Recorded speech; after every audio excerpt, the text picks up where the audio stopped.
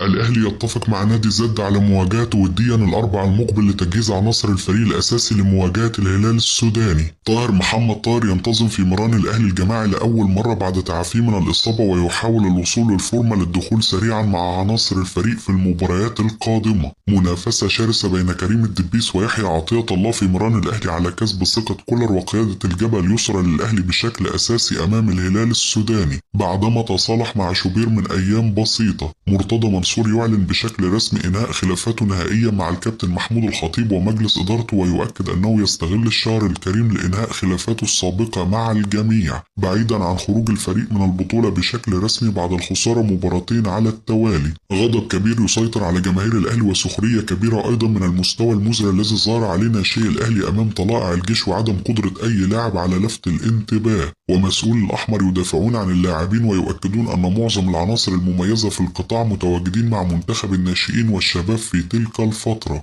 محمد فضل ينتقد بشدة قرار مارسيل كولر في الاعتماد بشكل كامل على عناصر 2005 في مباريات كأس الرابطة وإحراجه للاعبين، ويؤكد أنه لم يظهر أي لاعب بمستوى طيب سوى حسام عادل فقط، لكنه يحتاج إلى إنقاص وزنه لكي يظهر بشكل مثالي.